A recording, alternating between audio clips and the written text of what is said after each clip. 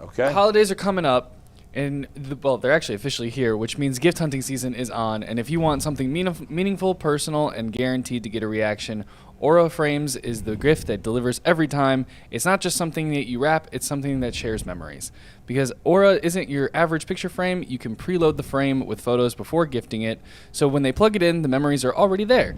No apps to figure out, no setup headaches, it's just instant smiles. It's a holiday gift that actually gets used and doesn't get put into a drawer. For a limited time, save on the perfect gift by visiting auraframes.com to get $35 off Aura's best-selling Carver matte frames, named #1 by Wirecutter, by using promo code LOCKEDON at checkout. That's AURA frames.com, promo code LOCKEDON. This deal is exclusive to listeners, and frames sell out fast, so order yours now and get in on time for the holidays, and support the show by mentioning us at checkout. Terms and conditions do apply. All right. There you go. So Maliek Collins, guys, injured. Shame. What was the injury? I don't even remember. Quad. And he's out for the season. Tore it or pulled it really bad? Mary Kay could give us some more insight. They just said it was a Yeah. quad injury that's going to require surgery. So. Oh, man. Big deal obviously a big deal for him, but in terms of for the team. Yeah, I mean, it's a bummer. He's a really big bummer. I mean, he's played really well this year. And the whole defensive line's played great. So you're going to be down, one of your top guys. I mean, that's a huge loss. Yeah. Fortunately for the Browns, they've got a bunch of other guys who played well and stepped up. They have a ton of depth, I think, in the defensive line. Right. And Miles is playing at another world level It's an opportunity for Mike Hall Jr. Yeah. Mm-hmm. He's going to get a lot more reps now. PFF put out there 75% of the season, first team and second team, all defense and all offense. Yeah. He was their first team, all defensive tackle. Bill Barnwell put out his on ESPN. Yeah. 75% way through the season, first and second team, all defense. Maliek Collins was a second team selection by Bill Barnwell. He was playing that well this season. Let's not underestimate how good Maliek Collins was through the first 12 games. He led all defensive tackles in sacks with 6.5. He led defensive tackles in pass rush win rate. The Browns' defensive line as a whole was #1 in football in basically every statistic you could look at. Yeah. It's obviously going to hurt. They have the depth to replace it, but I think more than anything, what this is going to do is shift the focus to Mason Graham. Because with Maliek Collins alongside him on the interior of the defensive line, Mason Graham was the second DT that offenses were kind of circling and prioritizing in terms of pass rush. Who's the guy we have to make sure we're kind of sliding toward?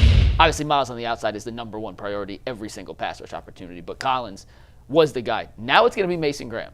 And as you mentioned, Mike Hall, their second-round pick last year, he's a hypothetical. He's made a couple nice plays this year. He hasn't been on the field enough for us to know he can do some of the things that we saw Maliek Collins do consistently week in and week out this year.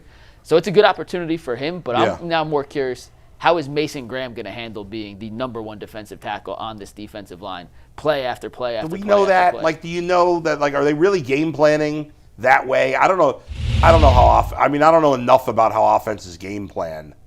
I'd love to ask Brian Hoyer that question, but we had him yesterday today. We're going to get Hoyer back a lot more, by the way. He very good chance he's a contributor for us next year. Really? Nice. I like that. I don't want to announce any news that I'm not supposed to announce. Steve, all right. Well, I like that because, Brian Hoyer's coming back. I don't know. I mean, Myles Garrett is a freak, so you're game planning for him. But I don't know if, teams were looking at it as, Maliek Collins is our biggest concern, and then Mason Graham. Are you so sure? I don't know why you're so sure teams were preparing that way. It just puts more of the onus on him to make sure he's not necessarily they're shifting the line, because they're shifting the line to Myles Garrett. Not as good a player alongside him. Exactly. Yes, so that I agree with. Now it's more on Mason Graham. Yeah. Okay. The stalwart they drafted him to be. Right. And he's played well. And he's played great as the #2 defensive tackle. Well, but I don't really look at it that way. I don't look at him as #2 defensive tackle. He was lined up along the guy that had the most sacks from the defensive tackle position. I hear you, but I don't know. Dustin, when you're going into a game, I mean, you play defense, so it's different. But is there a #1 and #2 defensive tackle? Are offenses looking at it that way?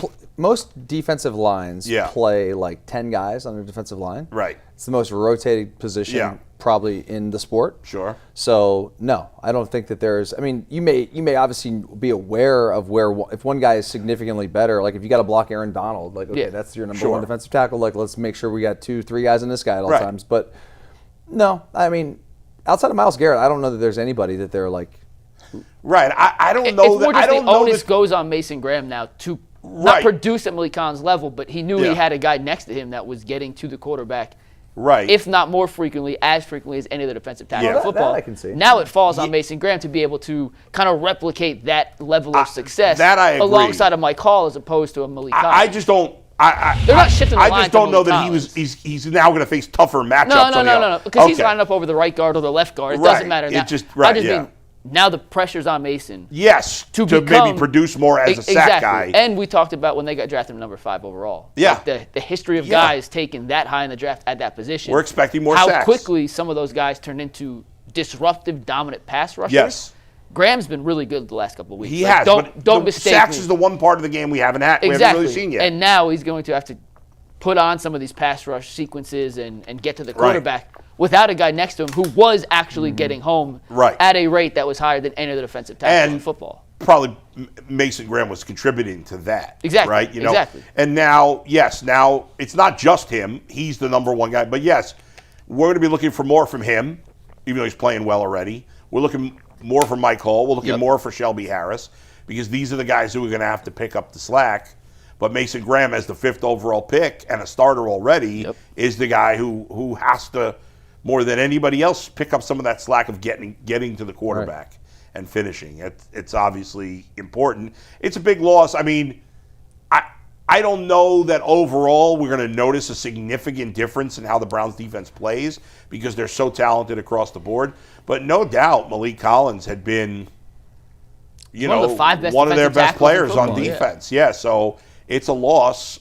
If the Browns were a contender, that's a much bigger deal because now you're like, okay, if the Browns had an average offense, they'd be a playoff team, and you'd need and your special part of your team is your defense, and you want it to be all hands on deck. And the Browns have been extremely healthy on the defense this year. It's like the first major injury they've had, and it came in week 13. Yeah. Think about that. 12 weeks of almost unprecedented health from the defense. Right. And now you get your first major injury. And I'm curious, Dustin, what you think on how much the interior pass rush that the Browns are able to generate this year, which they haven't in the past, has helped Myles Garrett put up as many sacks as he has. I think it's obvious that it has helped him a ton. He hasn't had quite this level of talent inside that makes an offense prepare for other people. And that when those guys all of a sudden start making plays, you just can't devote everybody to taking away Myles Garrett because the other guys will take advantage. I mean, Maliek Collins is 6.5 sacks for an interior lineman. That's a ton. Yeah, I mean, he was on pace for 10, which that's is a lot. Ton for an interior lineman. Yeah. Did they sign him to a 2-year deal, Maliek Collins? I'll look it up. I'm not sure. Because I think a week or two ago I said they should re-sign him, and then somebody sent me a message saying, I think he signed a 2-year deal, and I meant to look it up, and I totally forgot about it because I would want to bring him back next year. And he's a guy who's probably not going to cost a ton of money. It was a 2-year deal. Oh, really? How much would they pay him? $20 million, 13 guaranteed. Wow, that's a steal. Incredible contract. Yeah, that's a great deal. One of the best free agent contracts that the Browns have done in recent years. So they got him. Yeah. So they got him for next year, which is great. If I'm the Browns, I would let's say he's owed $10 million next year or whatever it is. I'd offer him hey, well, let's do a 2-year. Give him a little kicker, extend it another year. $3 million guaranteed next year. Yeah, right. Hey, we'll guarantee 75% of your money next year, but let's add another year at a lower price or something. So that could lower the cap hit a little bit on him. Not that it's that high. He's been awesome. He's been great. Yeah, there's no doubt about it. And you can never, as you said, Dustin, you can never have enough depth on the defensive line. Never. No. Because the Browns, there's not a lot of special things about the Browns, but one of the things that is special is their D-line and their depth. They have a lot of good players they can rotate in there. And, usually with a lot of teams, once you get the guys 6, 7, 8, you start, guys stink. 7, 8. That was good. Is 8 supposed to be part of that? Can No. you say? Just 6, 7, right? Yeah, you got to do the hands, though. 6, 7. How did this start? Does anybody know? It was You're asking the wrong stupid TikTok trend. Right. That's why it's all over the country and not just, But what's the meaning of it initially? There is nothing. So some random person did this. It was a rapper. Had Oh, it. the rapper. A rapper and then the LaMelo Ball too, right? And then LaMelo Ball, and then it caught fire. And then it blew up. And just it's a stupid thing. And then Jason did it at Thanksgiving, and his kids went nuts. That was quite His disturbing. daughter was like, "Dad, you can't do that with people Cringe, over." Dad. Yeah, it was funny. One thing on Dad, Maliek you're so Collins, chopped. I am. They didn't use chopped. Chopped? My daughter loves Is that that an word. insult? I mean, When you're chopped? yeah, but she's like, I'm so chopped. Like that's just the thing they say. What does that mean? That like when I was, let's say I took a picture of my daughter. I'm like, hey, let's take a picture. It's the holidays on Thanksgiving. She's like, Dad, don't post that. I look chopped. I look so chopped. Oh my God. My hair, and my face. Oh my God, I'm so chopped. I've never heard that one. It basically means I look terrible. Maybe is that one that only the girls use? I don't know. I haven't heard that one. I'll be honest, I have not heard that one. Well, being a dad of a teenager. Question on the Collins thing, though. So, Collins was awesome against the pass this year. We talked about all the pass rush numbers. He's also good against the run. He graded out pretty darn well against the run. Yes.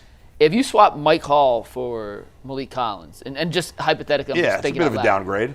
Mike Hall, coming out of Ohio State, was known as a pass rusher. He's more on the smaller side for a defensive tackle. Right. Quick off the line, but he wasn't necessarily a run stuffer. Mason Graham, obviously, coming out Shelby Harris is a run stuffer. And Mason Graham coming out, just go back to the Ohio State game when Michigan beat Ohio State. Is a run stopper, Jason told us that Chip Kelly wanted to run at Mason Graham to prove a point, and obviously that panned out horrifically. Yeah. I'm curious if that's going to kind of hurt the Browns' ability on early downs to kind of stop the run as efficiently as they have. I would think Shelby Harris is going to be the starter and not Mike Hall, maybe. Right? I mean, they're all going to play a ton. Right, sure. Who's out there, the first play doesn't matter. I mean, it's but I like Shelby Harris is the guy you want on rundowns, on what you think is a rundown, and with the, I guess it depends on the team, but like with Tennessee doesn't run. Tennessee doesn't run. They can't pass. They can't do anything.